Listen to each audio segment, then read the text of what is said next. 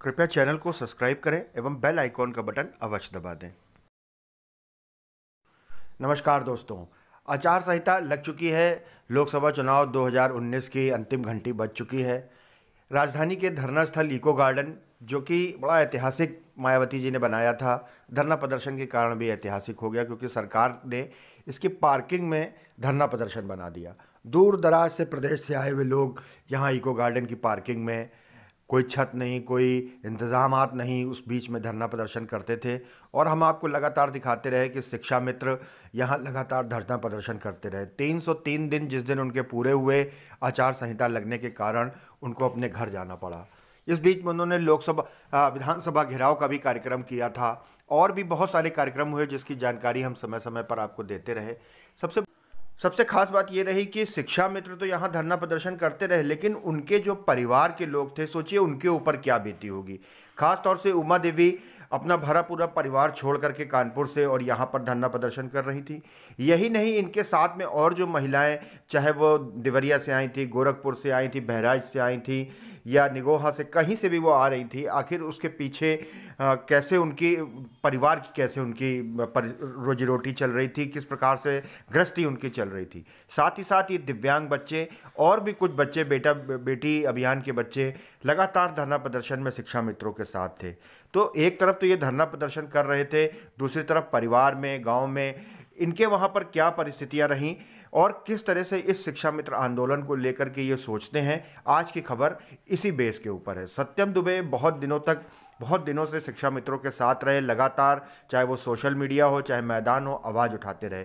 आइए देखते हैं सत्यम दुबे क्या महसूस कर रहे हैं। सत्यम जी, आप एक शिक्षा मित्र परिवार के बेटे हैं और लगातार काफ़ी दिनों से पिछले आप यहाँ धरना प्रदर्शन में लगातार हम शिक्षा मित्र एसोसिएशन के साथ, उमा देवी के साथ संघर्षरत रहे। अब आचार संहिता लग गई है, धरना वाइंड अप हो चुका है, अब धरना आगे नहीं चलेगा। क्या आपकी रणनीति रहेगी जब तक ये लोकसभा चुनाव चलेगा? देखिए, हमारा दुर्भाग्य था, लेकिन हम दुखी नहीं हैं, क्योंकि हमारी माँ के साथ हमने पूरा संघर्ष किया। हमारी माँ उमा देवी ने पूरे उत्तर प्रदेश के शिक्षा मित्रों खातिर जो संघर्ष कर दिया, उसी को देखते हुए हमको दुखी होने की आवश्यकता नहीं है और हमको अब हिम्मत से काम लेने का समय आ गया है। दूसरी चीज़, कुछ लोग ऐसे हैं जो हमारे इस शिक्षा मित्र संगठनों के गद्दार लोग हैं, जो आज के इस दुख की घड़ी में जो है, आज भी उनका ट्विटर फेसबुक बंद नहीं हो रहा है, आज भी वो कमेंट पे कमेंट करे चले जा रहे हैं। आज मैं उनसे पूछना चाहता हूँ कि आखिर हमारी माँ उमा देवी ने किसी एक शिक्षा मित्र से कितना पैसा ले लिया? अगर उन्होंने किसी से चंदा नहीं लिया तो आप लोग का बोलने का बिल्कुल अधिकार नहीं है। उन्होंने निस्वार्थ भावना से लड़ाई लड़ा है, आप सभी शिक्षा मित्रों के लिए लड़ाई लड़ा है, उनके बच्चों के लिए लड़ाई लड़ा है। मैं देख रहा हूँ दिन प्रतिदिन कोई ना कोई कमेंट करते चला जा रहा है। आज मैं सभी शिक्षा मित्रों से कहना चाहता हूँ कि आज आप लोगों के लिए दिन तो अच्छा नहीं है, लेकिन आने वाले समय में आपका दिन अच्छा जरूर होगा। इसलिए आप लोग हिम्मत से काम लीजिए। रणनीति जो है, रणनीति यही है कि हम सभी शिक्षा मित्र परिवार जो हैं, आने वाले 2019 के चुनाव में बीजेपी को ऐसा सबक सिखाने का काम करेंगे, शायद तो कभी सोची नहीं होगी। और दूसरी चीज़, हमारी रणनीति पहले यही रहेगी। सभी शिक्षा मित्रों से एक मार्मिक अपील करना चाहूँगा कि आप लोग अपने जुबान से अब शिक्षा मित्र का नाम हटा दीजिए और निकलिए अब घरों से बाहर। आप हर शिक्षा मित्र, एक शिक्षा मित्र के परिवार में कम से कम 10 सदस्य हैं, कम से कम उन 10 सदस्यों को एक एक जिम्मेदारी दीजिए कि आप लोग एक दिन में कम से कम 5 लोगों से जरूर मिलिए और उन्हीं के दर्दों को उठा के आप भाजपा का विरोध करने का काम करिए। मैं कहता हूं कि जिस दिन ये सरकार बदलेगी उसी दिन आपका दिन लौटेगा, इसके अलावा कोई रास्ता नहीं है। आपके नेता लोग तो आप लोगों ने देख ही लिया कि कोई कहीं घोषणा करा रहा था, कोई कहीं ऐलान करवाने जा रहा था। बिल्कुल। और अभी कुछ ही दिन पहले आपने, जैसे हमारी माँ उमा देवी के धरने का आह्वान हुआ, तुरंत जितेंद्र शाही ने एक फोटो पोस्ट किया कि मैं मुख्यमंत्री से मिलने आया हूँ, आपके मानदेय पे कार्य करवाने जा रहा हूँ। तो आप लोगों ने उस कोबरा सांप की पूरी पहचान कर ली होगी, मुझे लगता है कि जिसकी वजह से 1200 से ज़्यादा हमारे शिक्षा मित्र रूपी माता पिता इस दुनिया में नहीं रहे। हमारे जैसे लाखों लाख बच्चे आज शिक्षा से वंचित हो गए। आज हम लोग जहां थे वहीं रह गए। ये पूरी सच्चाई है। आप लोगों को आंखें खोलना है। जहां पे आपकी सच की लड़ाई लड़ी जा रही है, निस्वार्थ भावना से लड़ाई लड़ी जा रही है, आपको वहां पे अपना नेतृत्व चुनना है। इसके अलावा कोई रास्ता नहीं है। कोई अजय सिंह कल घोषणा करा रहा था, कोई जितेंद्र साइकिल मानदेय दिलवा रहा था, कोई गाजी मावाला कहीं दिल्ली में धरना दे रहा था, कोई भूख हड़ताल कर रहा था। सिर्फ और सिर्फ आप लोगों को गुमराह किया गया।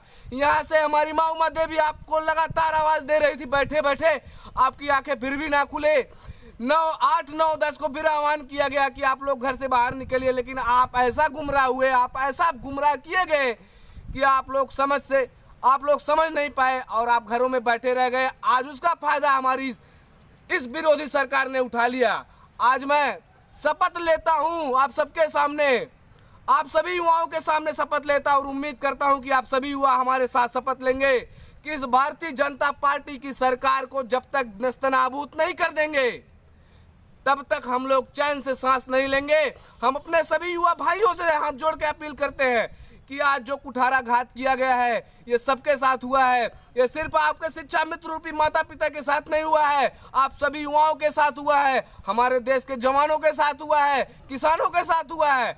इसलिए मैं आपसे हाथ जोड़ के विनती करता हूं कि आज तक जो सरकार आप लोगों को सिर्फ गुमराह करती चली आई, 2 करोड़ रोजगार देने का वादा की, साल भर में 10 भी रोजगार नहीं दिया। इन्होंने कहा था कि हम डिजिटल इंडिया बनाएंगे, हम पढ़ा लिखा इंडिया बनाएंगे। इन्होंने कुछ नहीं बनाया, कोई इंडिया नहीं बनाया।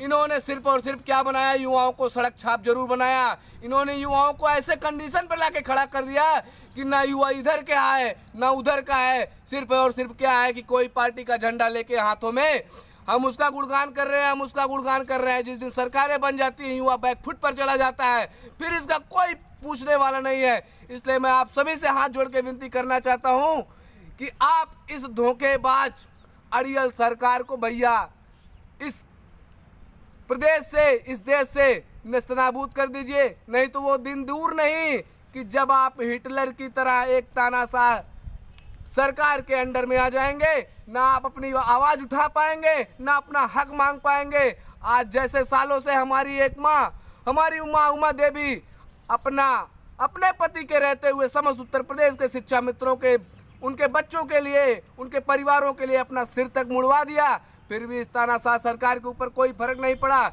इस सरकार में ऐसे ऐसे गद्दार नेता, ऐसे ऐसे चोर मंत्री कि जिन्होंने सिर्फ और सिर्फ शिक्षा मित्रों को गुमराह करने का काम किया। कोई ना कहीं शिक्षा मित्र कंफ्यूजन में थे कि आज कल घोषणा हो जाएगा, उम्मीदें हैं। वो सारी चीजें थी उन चोर मंत्रियों की देन थी जो हम लोगों को एक झूठा आश्वासन दे रहे थे कि आपका काम अंदर से हो रहा है। लेकिन सारी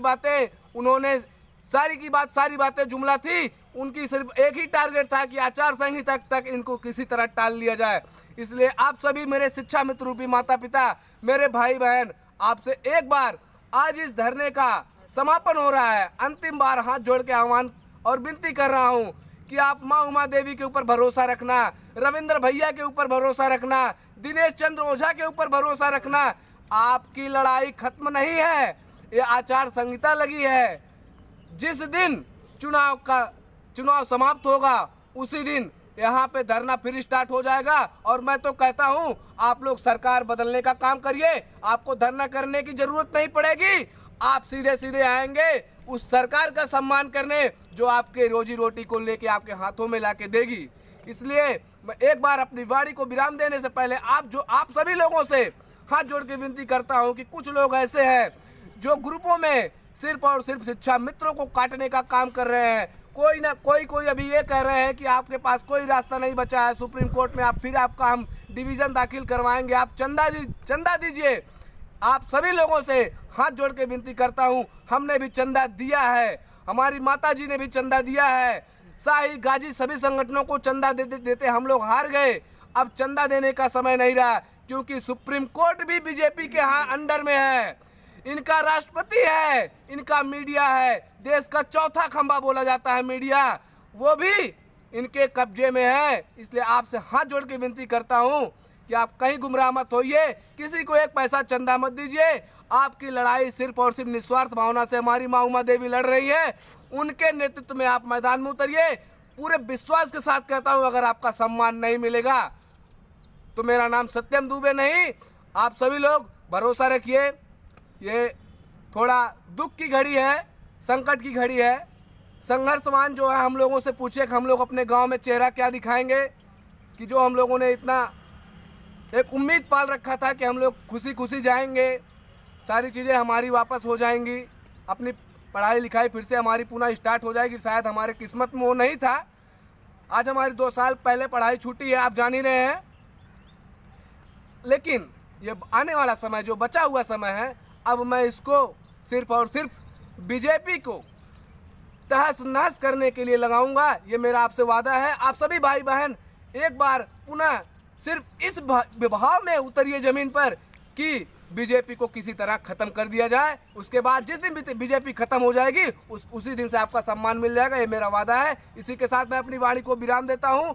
जो कुछ भी गलतियाँ हुई हो हमसे, आप उसको माफ़ करिएगा। कहीं अगर मैंने वादा खिलाफी किया हो तो उसके लिए भी माफ़ी चाहता हूँ, क्योंकि हम लोगों ने बहुत से उम्मीदें पाल रखी थी, जिस पे हमारी बीजेपी सरकार जो थी, जिस पे हम लोगों ने बहुत भरोसा किया, उसका पूरा हम लोगों को धोखा दे दिया। अब समय आ गया है, गेंद हमारे पाले में है। आप हमारी माँ उमा देवी का समर्थन कीजिए, इनको हम पूरी तरह से मिटा के, और मुझे उम्मीद है कोई सरकार आएगी आपका सम्मान वापस करेगी। इसी के साथ अपनी वाणी को विराम देता हूँ। धन्यवाद। जय शिक्षा मित्र, जय युवा बेटा बेटी यूनियन। धन्यवाद।